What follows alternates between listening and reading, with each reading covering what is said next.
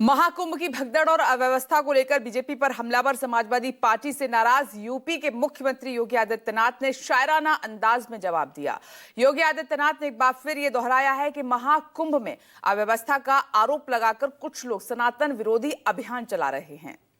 बड़ा हसीन है इनकी जवान का जादू, लगा के आग बहारों की बात करते हैं। जिन्होंने रात में चुन चुन के बस्तियों को लूटा, वही नसीबों के मारों की बात करते हैं।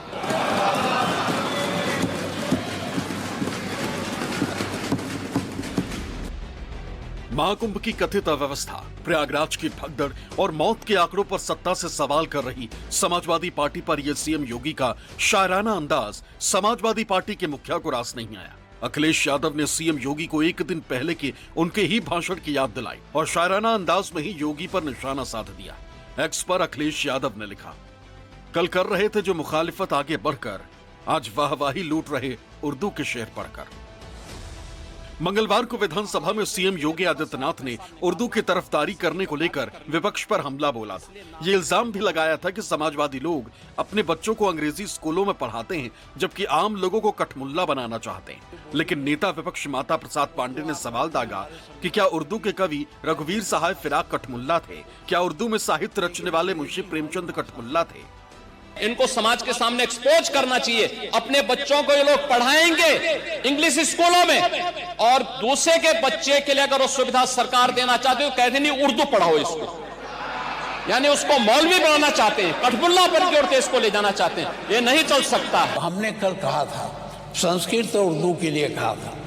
माननीय मुख्यमंत्री जी संस्कृत तो सुने नहीं, उर्दू पर बड़ा गंभीर आरोप लगाने लगे और यह भी कहा गया था कि ये कठमुल्ला पैदा करते हैं। हम माननीय आपके माध्यम से जानना चाहते हैं, गोरखपुर में एक बहुत बड़े उर्दू के जानकार, उर्दू के कवि रहे हैं रफ़त साहब फिराक, क्या वो कठमुल्ला थे?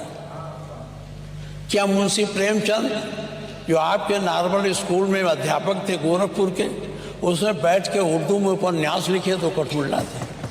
क्या यूनिवर्सिटियों में जो उर्दू विभाग खोला गया है उसके पढ़ने वाले लड़के कठमुल्ला हैं? शायरी से विपक्ष पर हमला करने के पहले योगी आदित्यनाथ ने समाजवादी पार्टी पर महाकुंभ को लेकर अफवाह फैलाने और दुष्प्रचार करने का इल्जाम लगाया। ये सवाल भी दागा कि क्या भगदड़ पर राजनीति जायज है?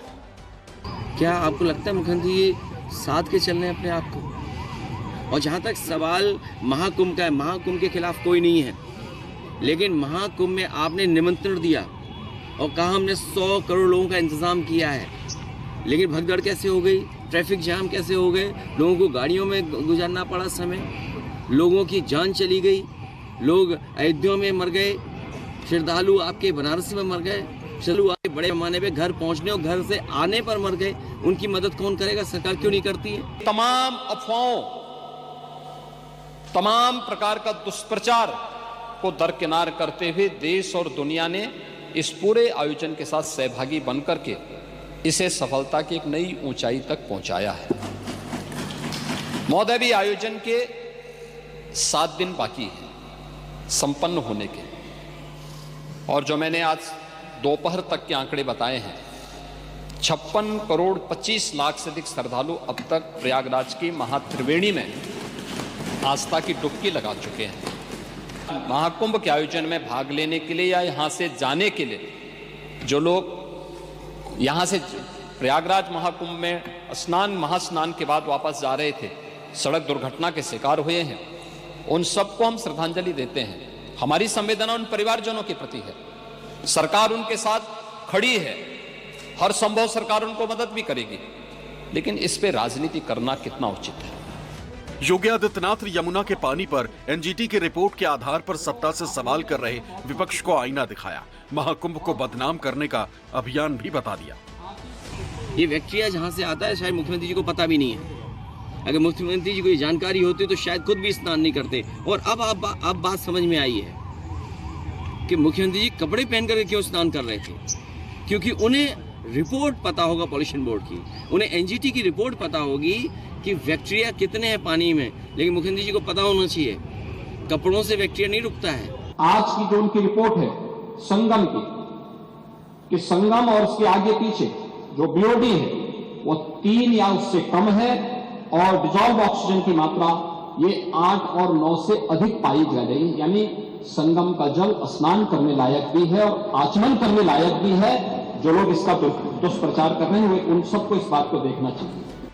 20 फरवरी को योगी सरकार 2025-26 का बजट पेश करेगी, जिसका आकार करीब 8 लाख करोड़ रुपए होगा। हालांकि फिलहाल बजट सत्र में सबसे ज्यादा चर्चा महाकुंभ पर हो रही है, क्योंकि सत्ता पक्ष इसे ऐतिहासिक आयोजन बता रहा है, लेकिन विपक्ष कह रहा है कि अगर श्रेय सरकार लेगी तो भगदड़ और अव्यवस्था की जिम्मेदारी भी उसे ही लेनी होगी। Bureau report, news 24।